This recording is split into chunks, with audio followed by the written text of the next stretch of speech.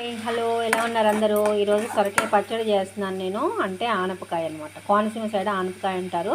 సొరకాయ ముక్కలు, కరివేపాకు, టమాటా అండ్ కరివేపాకు, పచ్చిమిరపకాయలు, కారానికి తగ్గట్టు పచ్చిమిరపకాయలు, అలాగే చింతపండు, సాల్ట్ అండ్ పసుపు.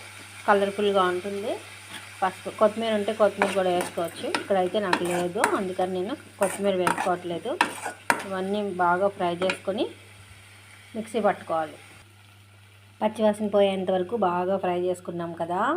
ఇప్పుడు ఇవన్నీ మిక్సీ వేసుకుందాం. మిక్సీతో పాటు కొన్ని వేరుశనగ గింజలు, వెల్లుల్లిపాయలు వేసుకొని మిక్సీ పట్టుకోవాలి. మనం ఫ్రై చేసుకున్నవన్నీ వేసుకున్నాము. దానికి తోడు ఈ వేరుశనగ గింజలు అండ్ వెల్లుల్లిపాయ ఈ రెండు వేసుకోవాలి. ఇది ఆప్షనల్ అండి. ధనియాలు, నువ్వులు, జీలకర్ర అవి కూడా ఫ్రై చేసి వేసుకోవచ్చు అండి, మన ఇష్టం. ఎక్స్ట్రాగా మినపప్పు, శనగపప్పు కూడా వేయించుకుని వేసుకోవచ్చు, లేదంటే ప్లెయిన్గా అయినా చేసుకోవచ్చు. ఎక్సలెంట్గా ఉండే రోటి పచ్చడి అన్నమాట. రోటి ఉంటే రోట్లో కుమ్ముకుంటే ఇంకా బాగుంటుంది.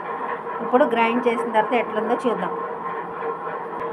చూసారా ఫ్రెండ్స్, అద్భుతమైన సొరకాయ పచ్చడి రెడీ అయింది. చూసారా, ఎక్సలెంట్గా ఉంటుంది. దీనికి తాలింపు ఏమీ అవసరం లేదు. ఒకవేళ కావాలంటే నెయ్యి తాలింపు కానీ ఆయిల్తో కానీ తాలింపు వేసుకోవచ్చు, అది మీ ఇష్టము. నేనైతే ఇలాగే చాలా టేస్టీగా చాలా బాగుందండి. మీరు ఎప్పుడు ట్రై చేయకపోతే కంపల్సరీగా ట్రై చేయండి ఫ్రెండ్స్. వీడియో నచ్చితే కనుక సబ్స్క్రైబ్ చేయండి. Thank you.